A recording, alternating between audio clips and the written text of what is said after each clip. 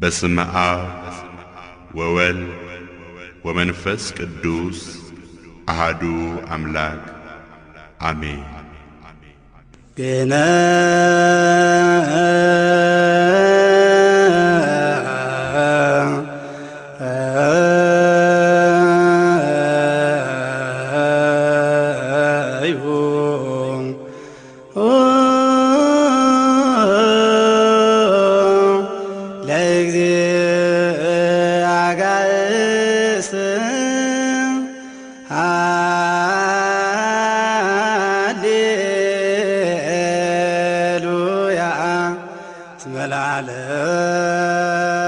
ምሕረቱ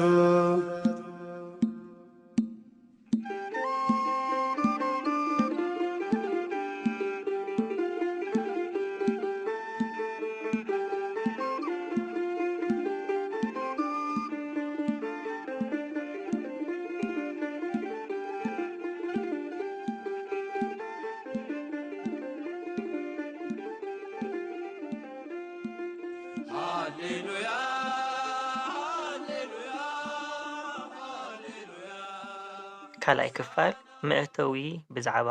10 ትእዛዛት ሕጂ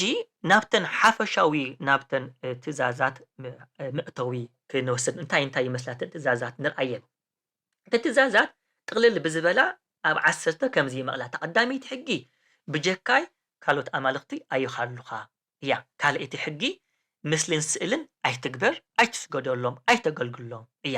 ሳልሰይቲ ስም እግዚኣብሔር ብኸንቱ ኣይትፀውዕ። ራብዒቲ ሰንበተይ ቀድስ ወይ ከዓ ሰንበት ኣኽብር።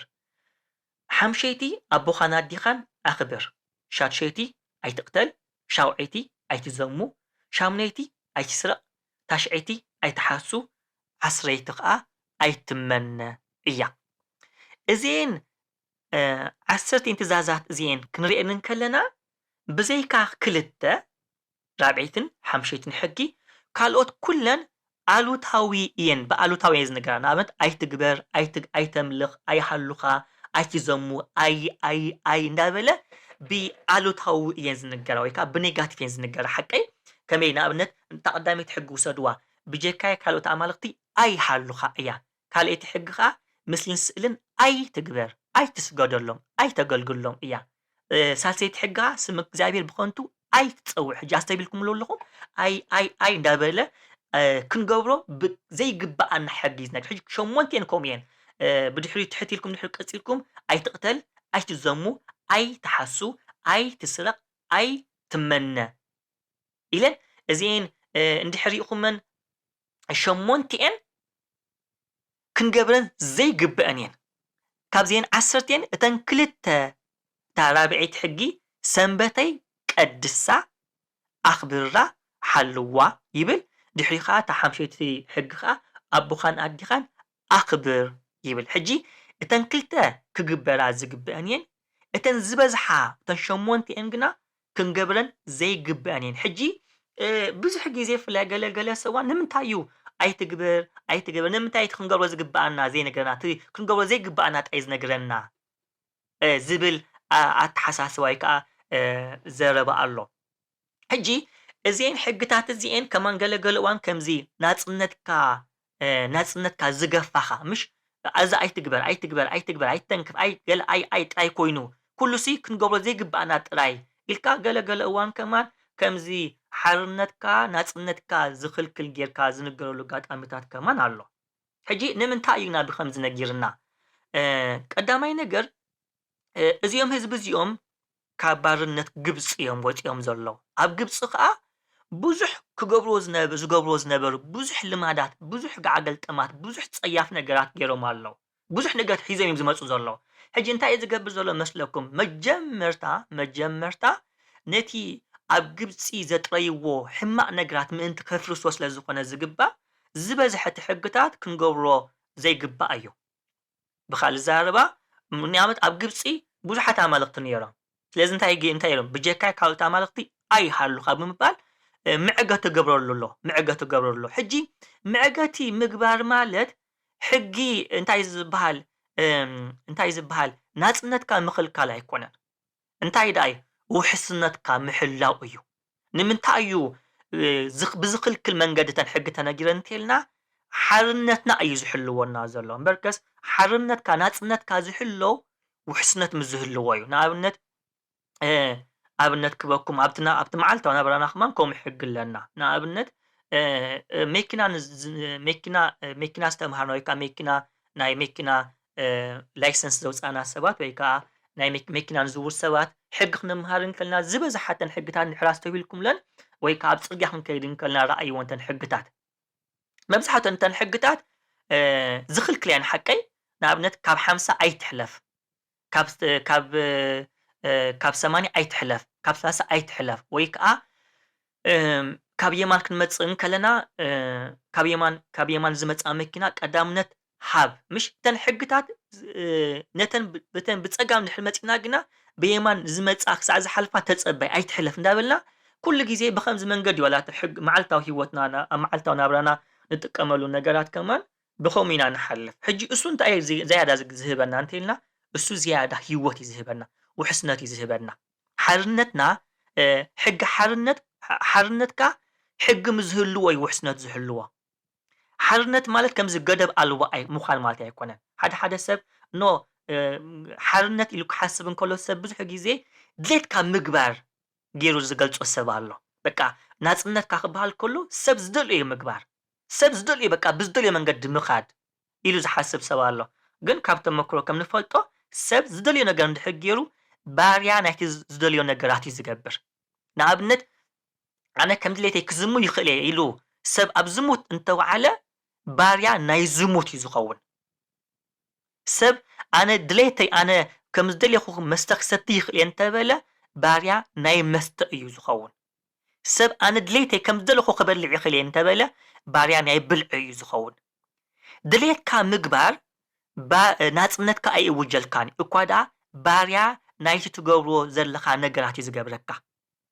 እዚ ዘመን ዘምጽኦ ከንቱ ዝኾነ ሓሳብ እዩ ካብ ተመክሮ ከም ንፈልጦ ግና ነፍስኻ ምግታእ ዝገትዕ ሕጊ ምግባር ማለት ሓርነትካ ይሕልወልካ እዩ ሓርነት ገደብ ኣልቦ ኣይኮነን ሓርነት ገደብ ምዝህልዎ ወይ ውሕስነት ዝህልዎ ሓርነትካ ናብ ውሕስ ቦታ ዘብጽሐካ ክንገብሮ ዘይግባእና ነገራት ምዝህልው ስለዚ ዘይምዝማውና ዘይምስራቅና ዘይምሕሳውና ዘይምምናይና ካልኦት ኣማልክቲ ዘይምህላውና ምስልን ስእልን ዘይምግባርና ስም እግዚአብሔር ብኸንቱ ዘይምጽዋዕና ሓርነትና እዩ ዝውጀልና ኣብዚ ሓደ ኣቦ ዝሃቦ ኣብነት ክበኩም ምናልባት ቆልዑት እንከለና ቀደም ካይት ንሰርሕ ነና ካይት ዝበሃል ዝነፍራ ምሽ ፌስታል ጌርና ንሰርሕ ኢና ፌስታል ጌርካ እንጨይቲ ኣመሳቂልካ ትገብር ሞሽዑ ፌስታል ወይካ ፌስታል ወይካ ዝንታይ ዝበሃል ተሪር ነገር ኣሲርካ ንፋስ ዝሕሉ ጌርካ ተኣስርሞ ሽዑ ፈትሊ ጌርና ጠምጢምና ናብ ሰማይ ንፍንወን እሞ ሽዑ ብገመድ ጌርና እንድሕር ሓሊናየን እተን ተሰርሕናዮ ብንፋስ ዝኸይድ መንቀሳቐስ ወይካ ብንፋስ ዝኸይድ ካይት እንታይ ዝኸውን መስለኩም ኣብ ሰማያት ፀብለል ዝብል እንድሕሪ እቲ ፈትሊ እንድሕር በቲኽና እንድሕር ፈዲናዮ ግና ብኡ ንብኡ እያ እታ ካይት ናብ መሬት ትወድቕ እምበርከስ ንፋስ ላዕልን ታሕትን ከብላዩ ሽዑ ኣይትነፍርን እያ ንታሕት እያ ዝወድቕ ሕጊ ከዓ ከምኡ እዩ ሕጂ ንሕና ክንገብሮ ዘይግባእና ሕጊ ተነጊርና ዘሎ ንምንታይ ይመስለኩም እኳ ዳ ታሪካዊ ትሕዝቶ ከምዚ ሕጂ ዓንቶ ዝገለጽክዎ እስራኤላውያን ካብ ናይ ከንቱ ልማድ ግብፃውያን ስለ ዝመፁ ነቲ ካብ ግብፂ ዝሒዞሞ ዝመፁ ከንቱ ልማዳት ክፈርስ ስለዝግብኦ መጀመርያ እቲ ሕጊ ብከምዚ መንገዲ ዝሃቦም ነቲ ናታቶም ከንቱ ልማድ ንኸፍርሶይ ግን ብተመሳሳሊ መንገዲ ከዓ ሓርነቶም ምሐለው ውሕስነት ዘለዎ መንገዲ ዘረድኦም ዘሎ ሰብሲ ድሌቱ ክገብር መሰል የብሉን በርከስ ሰብ ዘይደልዩ ነገር ክመስላ ይክእልኒ ንኣብነት ዘርኢ ገረብ ንድሕር ወሲድናሲ ገረብ ኮይና ክትዓቢ ብሕጊ ተፈጥሮ ንድሕር ተኣዚዛ በቲ ሕጊ ተፈጥሮ በቲ ናይ ሕጊ ተፈጥሮ ተማእዛ እንድሕር ከይዳ ጥራያ ገረብ ኮይና ክትዓቢ ትኽእል ገረብሲ ናብ ሓርማት ክትዓቢ ኣይትኽእልኛ ንምንታይ እታ ውሽጣ ዘሎ ዝቕይዳ ሕጊ ቀይዱ ንሓንቲ ዘርኢ ገረብ ናብ ሓንቲ ዓባይ ገረብ ክትዓቢ ዝገብራ ንሕና ከዓ ናብ ምስሊ ወልደ እግዚኣብሔር ክንዓቢ እንኽእል ንህይወትና እንገትኣሉ ንህይወትና ገደብ እንገብረሉ ሕጊ ምዝህልው እዩ ስለዚ ዝበዝሕ ሕጊ ብኸምኡ ምንጋረን ንዓና ንሓርነትና እዩ ብዝያዳ ኣብተን ሕግታት ነፍሲ ወከፍ ሕግታት ኣቲና ክነንብበን ከለና زيادة كنبرهن ኢና ካልኦት ካብዘን ሕግታት ከዓ እተን ክልተ እየን ክግበራ ዘለዎን ሰንካ ተቀዳሚቲ ሰንበት ንምቅዳስ እታ ካልአይቲ ከዓ ኣቦኻን ኣዲኻን ኣኽብር እትብል ማለት እዩ ካብዚአን እታ ኣቦኻን ኣዲኻን ኣኽብር እትብል ተስፋ ዘለዋ ትእዛዝ ትበሃል እታ ሓምሸይቲ ትእዛዛት ከምዚኣ ትብል ኣብታ እግዚኣብሔር ኣምላካ ዝሃበካ ዕድሜኻ ምእንቲ ክነውሕ ኣቦኻን ኣዲኻን ኣኽብር ትብል ስለዚ እታ ሓንቲ ካብዘን ትእዛዛት በረኸት ዘለዋ ትእዛዝ ትበሃል ኣቦኻን ኣዲኻን ምኽባር ስለዚ እተን ክግበራ ዘለዎን ሰንበት ምቅዳስን ኣቦኻን ኣዲኻን ኣኽብር ዝብል እየን እተን ዝበዝሓ ሸሞንቲአን ግና ክንገብረን ዘይግብአን መንገዲን ተገሊፀልና ዘለዋ ማለት ከምኡ ምግባርና ከዓ ብዙሕ ፍሉይ ነገር ከም ዘይኮነ እኳ ደኣ ንሓርነትና ውሕስነት ከም ዝህልዎ ኢና ክንርዳእ ዘለና ማለት እዩ ካልእ እዘን 10 ትእዛዛት እዚአን ዋላካ ኣብ ኦሪት ይነገራ ደኣ እምበሪ እዘን 10 ትእዛዛት እዚአን ንናይ ጎይታ ኣምላኽና መድሓኒናን ኢየሱስ ክርስቶስ ህይወትን ትምህርቱን መንነቱን ዝገልፃን ንዓና ከዓ ምስ ጎይታን ኣምላኽናን መድሓኒናን ኢየሱስ ክርስቶስ ዘራኽባና ሕጊ እየን እቲ ቀዳማይ እዚ እዩ ነዚ ንምልኣት ሕጊ ኣምላኽ ንምልኣት ሕጊ እግዚኣብሔር ወይ ከዓ ነቲ ምልኣት ነቲ ሙሴ ኣቐዲሙ ዝነገሮ ሕጊ በዓሉ ስጋ ለቢሱ መፅኡ ብኩሉ እንትንኡ ብምልኣት ዝፈፀሞ እቲ እንኮ ሓደ በዓሉ ወልደ እግዚኣብሔር ፀባኦት ድሓር ስጋ ቅድስት ድንግል ማርያም ለቢሱ ወዲ ሰብ ተባሂሉ ወልደ እጓለ እመሕያው ተባሂሉ መፅኡ ነዚ ሕጊ ዝፈፀሞ ንሱ እዩ ኣቦታትና ብዙሕ ግዜ ነዚ ኣብ መዝሙር ዳዊት ምዕራፍ 1 ዘሎ ወልደ እጓለ እመሕያው ዝብል ቃል ምስ ጎይታ ኣምላኽና መድሓኒናን ኢየሱስ የራኽቡ ብፍላይ ከዓ ቅዱስ ሄራኒዮስ ከምዚ ይብል ቅዱስ ሄራኒዮስ ማለት ኣብ ካልኣይ ክፍለ ዘመን ዝነበረ ኣቦ ናይ ቤተክርስትያን ኣቦ ኮይኑ ኣብ ሊዮን ዝተበሃል ዓዲ ጳጳስ ነበረ ኮይኑ እዚ ቦ እዚ እንታይ ይብል ነቲ ኣብ ሲና ዝነገሮ ሕጊ ይብል ነቲ ኣብ ሲና ብኣፍ ሙሴ ኣቢሉ ዝተዛረቦ ሕጊ በዓሉ ክርስቶስ ስጋ ሰብ ለቢሱ መፅኡ ፈፀሞ ይብለና ቅዱስ ኦገስቲን እውን ከምኡ ተመሳሳሊ ቃል ነቲ ኣቐድሞ ኣቢሉ ብጸሎት መልክዕ ዝነገሮ ሕጊ ክርስቶስ በዓሉ መፅኡ ብምልኣት ፈፀሞ ብምባል ብምልኣት ከም ዝፈፅሞን ቅዱስ ኦገስቲን ዝነግረና እዩ ማለት እዩ ከምዚ ይብል ብፁዕ ብእሲ ዘይሆረ በምክረ ረሲያን ወዘይቆመ ውስተ ፍኖተ ኃጥኣን ወዘይነበረ ውስተ መንበረ መስተሳልቃን ዘዳእሙ ሕገ እግዚአብሔር ስምረቱ ዝብል እዚ ቀዳማይ ዘሎ ብፁዕ ብእሲ ዝብሎ ነዚ ብፁዕ ብእሲ እቲ ብፁዕ ዝበሃል ብእሲ ኣብ ዘሎ ነዚ ሕገ እግዚአብሔር ዝፍፅሞ ነዚ ይብሎ ቦታትና እዚ በዓሉ ስጋ ሰብ ለቢሱ መፅኡ ነዚ ሕጊ ብምልኣት ዝፈፅሞ ጎይታን ኣምላኽና መድሓኒና ኢየሱስ ክርስቶስ እዚ ቀዳማይ ክንወስዶ ዘለና እዩ ካልኣይ ጎይታ ኣምላኽና መድሓኒና ኢየሱስ ክርስቶስ ነዚ ሕጊ እዚ መፈፀምታ ከልብሶ እዩ ዝመፀ ኣብ ማቴዎስ ወንጌል ምዕራፍ 5 ክንብብ ከለና ካብ ፍቅዲ 17 ጀሚሩ ክንብብ ከለና ጎይታ ኣምላኽና መድሓኒና ኢየሱስ ክርስቶስ ንሕጊ ክፍፅሞ ደኣምበሪ ክስዕሮ ኣይመፃኹን ብምባል ብግልፂ ነጊርና ኣሎ ብፍላይ ነዚ ናይ 10 ትእዛዛት ሕጊ እዚ ኣልዒልና ክንዛረብ ከለና ጎይታ ኣምላኽና መድሓኒና ኢየሱስ ክርስቶስ ክፍፅሞ ጣይ ዝኾንስ መፈፀምታ ከልብሶ ማለት እዩ እዛ ፍቅዲ 17 ዘላ ሕጊ ንሕጊ ሙሴ ኮነ ንነቢያት ክፍፅሞም ደኣምበሪ ክስዕሮም ዝመፃኹ ኣይምሰልኩም ብምባል ሰማይ ምድርን ክሳዕ ዝሓልፍ ኩሉ እዚ ሕጊ እዚ ክሳዕ ዝፍፀም ካብ ሕጊ የውጣዊ ሓንቲ ህንፃስ ከም ዘይተሓልፍ ብሓቂ ብለኩም ኣለኹም እምበር ነዚ 10 ትእዛዛት ምልኣት ዘልበሶ መፈፀምታ ዘልበሶ ጎይታና ኣምላኽና መድሓኒና ኢየሱስ ክርስቶስ እዩ ከመይ እንተልና ኣብዚ ሕጂ ስምዕዎ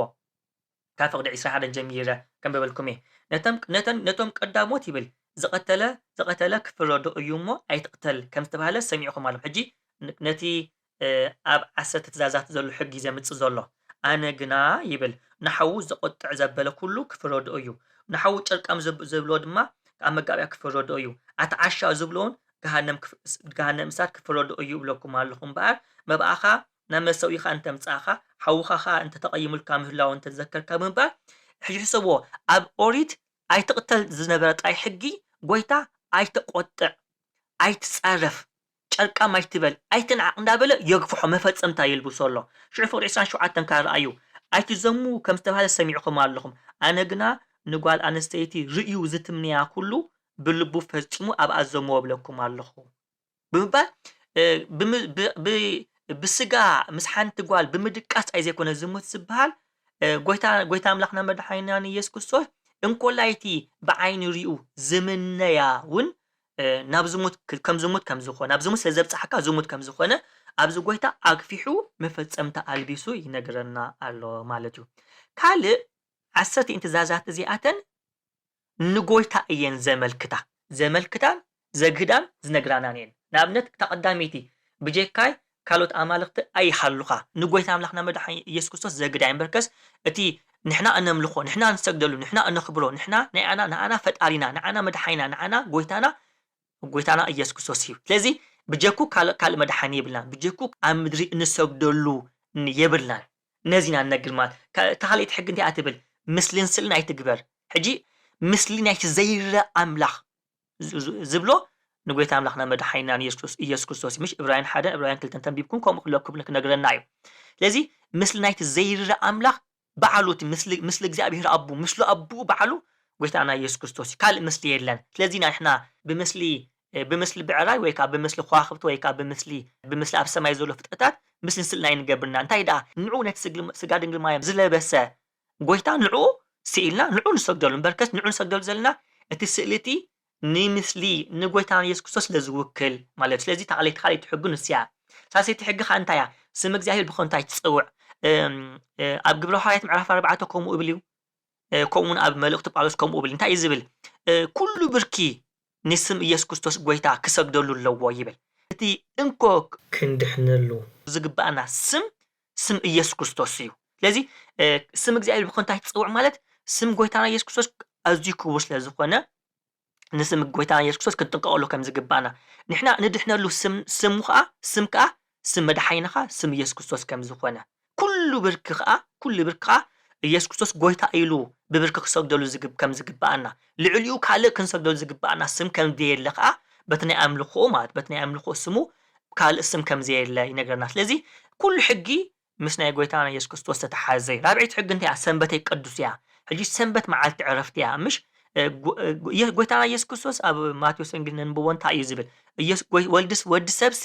ናይ ሰንበት ጎይታ እዩ። ስለዚ ናይ ሰንበት ጎይታ ኢየሱስ ክርስቶስ እዩ። እሱ ጣይ ዘይኮነ ከምቲ ሰንበት መዓልቲ ዕረፍቲ ዝኾነ ናትና ዕረፍትና ናትና ሰንበትና ናትና ዕረፍቲ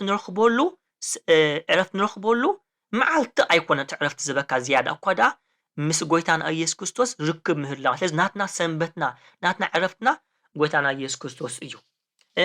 ሓምሸይቲ ሕጊ እንታይ እያ ኣቦኻን ኣዴኻን ኣኽብር እንዲ ሓቀይ ኣቦና ንሱ እዩ ኣዴና ንሱ እዩ ግን ንሱ ከዓ እዩ በዓሉ ኣቡን ኣዲዩን ኣብ ምድሪ መፂኡ ነቲ ሓላዊኡ ወይ ከዓ ሞግዚት ኮይኑ ዘዕበዮ ኣቡ ዮሴፍ ዝተለኣኸ ንሱ እዩ ከም ኣቦ ኮይኑ ስለ ዘዕበዮ ነዲዩ ንድንግል ማርያም ከዓ ዝተኣዘዘ ንሱ ስለዚ ነዚ ትእዛዝ ዝፈፅሙ ብምልኣት ንሱ እዩ። ብምሉእ ሕጊ ከዓ ምቕታል ምዝማው ምስራቅ ምሕሳው ምምናይ ኩሉ ዝታት ከዓ ከይፈፀመ ከይወዓለ ከይተፈተነ ብምልኣት ዝፈፅሙ ሞ ንዓናኻ ፈፂሙኻ ኣብነት ዝኾነና ከዓ በዓሉ እዩ ማለት ስለዚ እዘን ሕግታት እዚአን ኩለን ምስ ናይ ጎይታ ኣምላኽና መድሓኒና ኢየሱስ ተተሓዛ እየን ማለት እየን። ካልእ ክንወስዶ ዘለና ኣብዚ ሕጊ እዚ እዘን ሕግታት እዚኣተን ነንሕደን ተራኸባ እየን። እንታይ ማለት እየ ነቲ ሓንቲ ሕጊ ምፍፃም ማለት ንኻልኦት ኩሉ ሕጊ ምፍፃም ማለት እዩ ይተሓዛ እየን። ነቲ ሓንቲ ምስዓርካ ንኻልኦት ክስዕረን ክትገብረና ትኽእል እያ። ንኣብነት ተቐዳሚት ሕጊ እንታይ እያ ትብል ብጀካይ ካልኦት ኣማልኽቲ ኣይሃሉኻ እያ ትብል ብጀካይ ካልኦት ኣማልኽቲ ኣይሃሉኻ እያ ትብል ሕጂ ብጀካ እግዚኣብሔር ኣምላኽ ንኻልእ ነገር ኣሕሊፉ ዘይህብ ብምሉእ ልቡ ንእግዚኣብሔር ኣምላኽ ዘገልግል ሰብ ምስልን ስእሊ ንኻልእ ኣይገብር ንኻልእ ኣይሰግድን ንኻልእ ኣይከገልግልን እዩ ነቲ እሱ ዘምልኾ ኣምላኽ ስሙ ይጥንቀቐሉ እዩ ንናይ እግዚኣብሔር ኣምላኽ ሰንበት ቀዲሱ ይሕልው እዩ እንደገና ኣቡን ኣዲውን የኽብር እዩ ኣይቀትልን ኣይዝሙን ኣይሰርቕን ኣይሕስውን ኣይምነይን እዩ እምበርከስ ንኣምላኹ ብምልኣት ልቡ ስለዝፈትዎ ስለዘፍቅሮ ስለዚ ኩለን ትእዛዛት እዚኣተን ነንሕደን ከም ሰንሰለታውያንን እታ ቀዳመይቲ ሕጊ ምፍፃም ነታ ካልኣይቲ ሕጊ ምፍፃም ትሕግዘካ እያ። እታ ካልኣይቲ ሕጊ ዝፍፅም ሰብ ነታ ሳልሰይቲ ሕጊ ይሕልው እዩ። እታ ሳልሰይቲ ሕጊ ዝሕሉ ሰብ ነታ ራብዒቲ ሕጊ ይሕልው እዩ። እታ ሓምሸይቲ ሕጊ ዝሕልው ሰብ ከዓ ንኩለን ትሕቲአን ዘለዋ ይሕልው እዩ። ንኣብነት ኣብ ገዝኡ ኣቡን ኣዲውን ኣኽቢሩ ዝዓበየ ሰብ ኣብ ገዝኡ ነቡኡን ነዲኡን ብተኣዛዝነት ብትሕትና ብንፅና እንዳገልገለ እንዳተምሃረ እንዳተኣዘዘ ዝዓበየ ሰብ أي أبدأ يقتلني أبدأ يحسوني أبدأ يسرقني أي زموني أي منيني ስለዚህ ኩሉ ሕጊ ነንሕዱ ተተሓዘ ምዃኑ ትፈልጡ ኣለና ከምዚ ሕጂ ዓንቶ ዝበልኩምሽ ራእዩ በዓልኩም ሕሰብዎ ጀካ እግዚአብሔር ኣምላኽ ንኻል ነገር ኣብ ልብኻ ቦታ ዘይትህብ እንድሕር ኮንካ ንእግዚአብሔር ኣምላኽካ ብምሉእ ልብኻ ብኩል ነፍስኻ ትሕልው እንድሕር ኮንካ እንታይ እዩ ማለት እዩ ምስልን ስልና ይትገብርኒ ኢኻ እምበርከ ብጀኩ ካልእ ኣምላኽ ተዘይሃልካሲ ንኻልእ ምስልን ስልና ይትገብርኒ ኢኻ እንድሕሪ ነቲ ኣምና ኣምላኽካ ብምሉእ ልብኻ ትጥንቀቐሉ እንድሕር ኮንካ ስሙ ብኸንታ ይተልዕልኒ ኢኻ እንድሕር ንእግዚአብሔር ኣምላኽካ ብኩል ሰዓት ክንድኡ ተፍቅሮ እንድሕር ኮንካ ከዓ ሰንበቱ ትሕሉ ኢኻ እምበርከስ ሕሰቦ እሞ ሰንበት ምሕላው ማለት እኮ ነቲ ተፍቅሮ ኣምላኽ ምስ ተፍቅሮ ኣምላኽ ናይ ፍቕሪ መዓልቲ ምሕላፍ ማለት እኮ እዩ ሰንበት ማለት እኮ ከምቲ ንሕና ምስቶም ነፍቅሮም ሰባት ግዜ ክንሕልፍ መዓልቲ ንቋፀርን መደብ ንምድብን ሰንበት ምቕዳስ ምሕላው ማለት እኮ ነቲ ተፍቅሮ ኣምላኽ ምስኡ ናይ ፍቕሪ ግዜ ክትሕልፍ ኢልካ ግዜ ምሃብ ማለት እዩ ነዚአን ኣርባዕተን ትገብር እንድሕር ኮንካ ኸ ኣቦኻን ኣዴኻን ተኽብር ኢኻ ኣቦኻን ኣዴኻን ተኽብር እንድሕር ኮንካ ከምዚ ዓንቶ ዝበልኩምካ ተሪፈን ዘለዋ ኩለን ሕግታት ትሕልው ኢኻ ስለዚ ኩሉ ሕጊ ነንሕዱ ዝተሓላለወ እዩ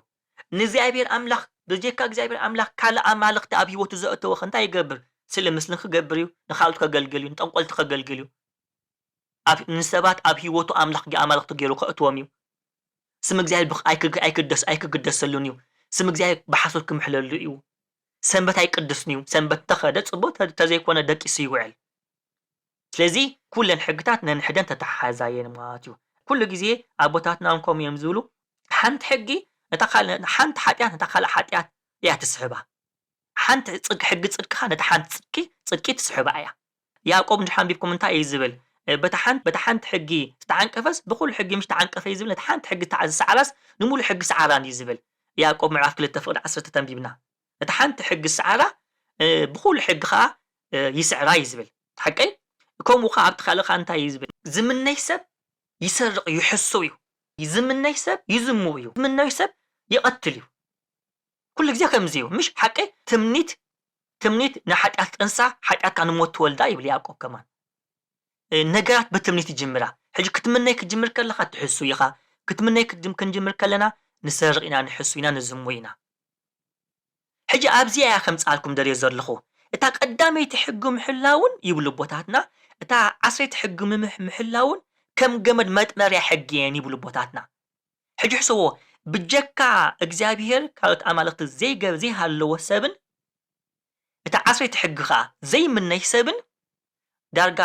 ነዚአን ኩለን ሕግታት ይፍጽመን እምበር ክሕሰብዎ እሞ ብጀካ እግዚአብሔር ኣምላኽ ካልኦት ኣማልኽቲ ዘይሃሊካ ከምዚ ሕጂ ዓንቶ ዝበልኩም ኩሉ ሕጊ ይፍጽም እዩ ግን ካብ ታሕቲ ከዓ ንመለስ ዘይምነይ ሰብ ከዓ ኣይሕስውን እዩ ኣይሰርቕን እዩ ኣይዝሙውን እዩ ኣይቀትልን እዩ ኩለን ሕግታት መጥመሪአን እየን ይብሉ ቦታትና ኣብ መወዳእታ እንታይ እያ ከምፃልኩም ደልየ ኣብ ኣቆፃፅራ ናይዘን ሕግታት እዚኣተን እንታይ ይመስሊ ሕጂ ማለት ኣቆፃፅራ ናይ ተፈላለዩ ሰባት ይፈላለዩ ኣነ ኣብዚ ትምህርቲ እዚ ልክ ኣብቲ መፅሓፍ ቅዱስ ከም ዘሎን ከምቲ ናይ ቤተክርስትያን ኣቦታት ከም ቅዱሳን ኣቦታትና ብዝተኸተሎ መንገዲ እየ ኣነ ክኽተል ብኣቆፃፅራ ይፈላለ እዩ ኣብቲ 10 ንኣብነት ገሊኦም እንታይ ይገብሩ መስለኩም ነታ ምስልን ስእልና ይትግበርን ስም እግዚኣብሔር ኮንታይ ትፀውዕን ብሓንቲ ጠርኒፎም ንሳ ከም ካልእቲ ሕጊ ይሓስብዋ እሞ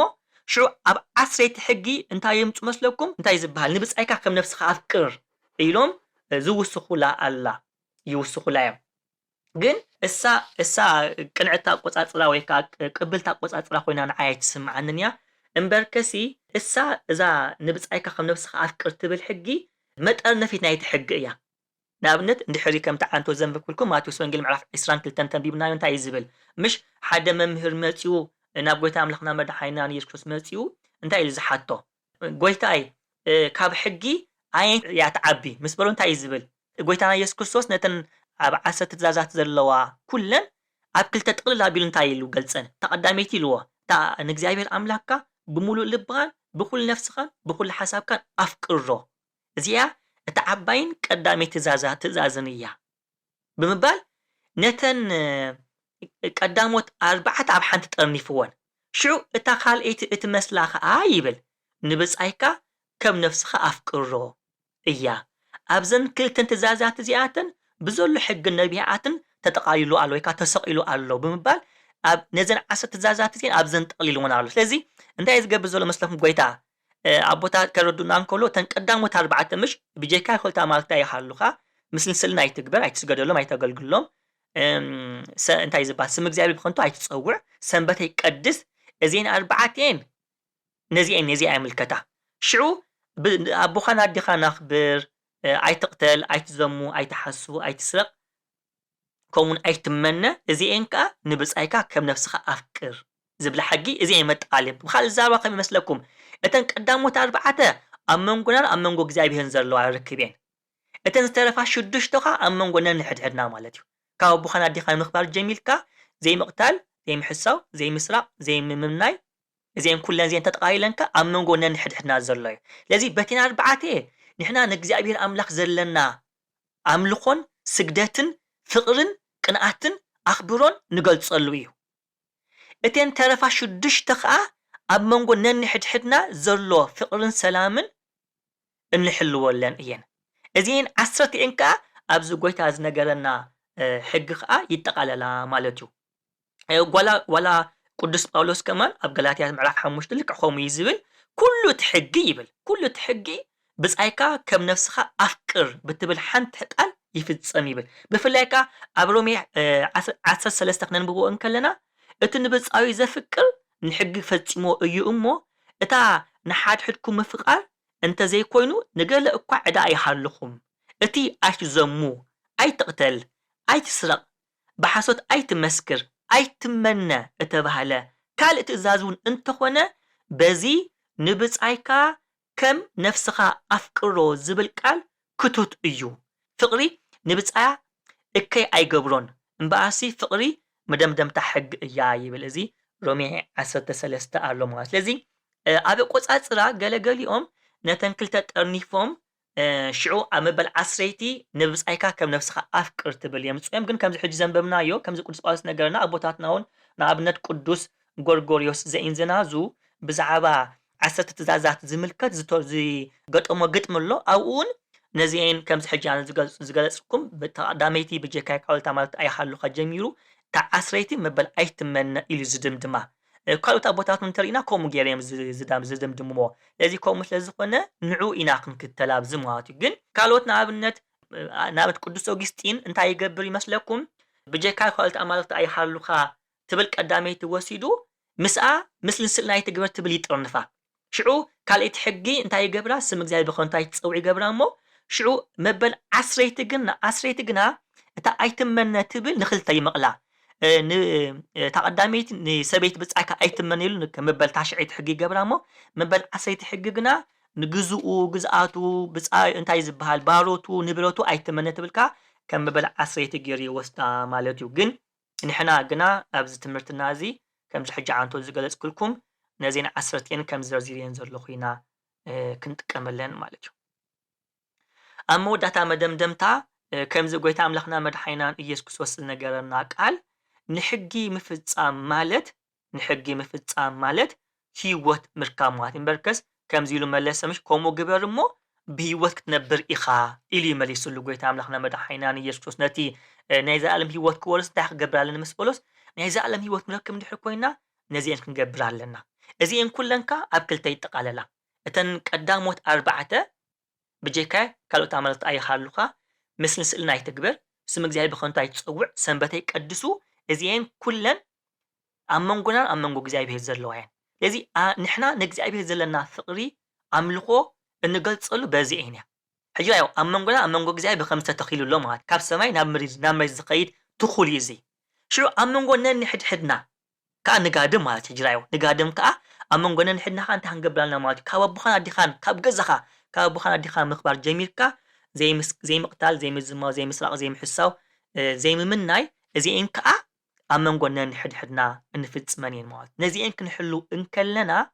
ኣብ መንጎ ነንሕድሕድና ዘሎ ፍቅሪ ይትከላሎ ማለት እዩ ለዚ እቲ ብካልእ ዛረባ እንታይ ይመስለኩም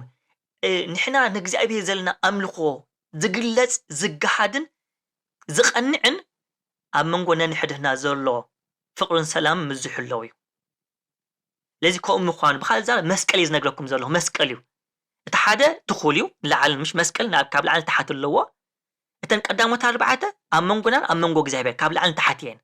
أممغنان أممغو ناي سمايو إغزابير أملاخنانين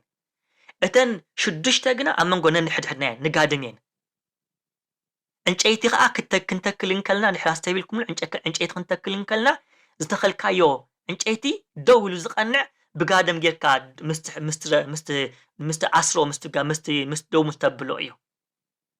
لذي اتي نغزابير املاخ يفكر يزبل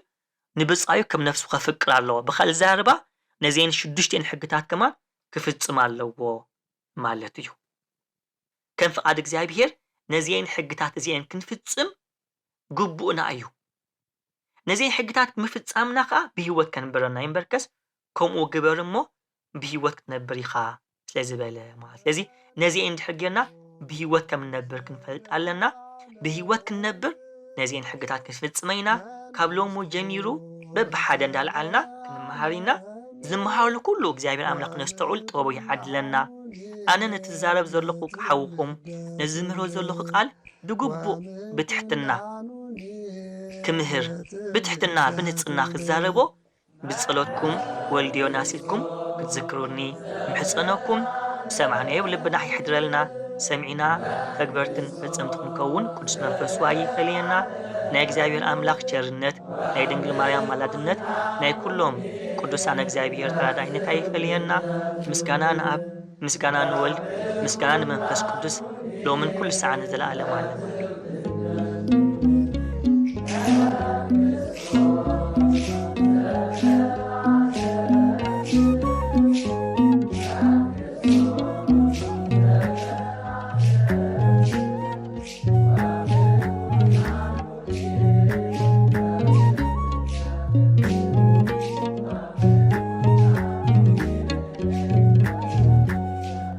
መንግስቱ ዘለዓለም መንግስቱ ዘለዓለም ወምኩናኑኒ ለትውልደ ትውልድ ወምኩናኑኒ ለትውልደ ትውልድ መንግስቱ ዘለዓለም መንግስቱ ዘለዓለም ወምኩናኑኒ ለትውልደ ትውልድ ወምኩናኑኒ ለትውልደ ትውልድ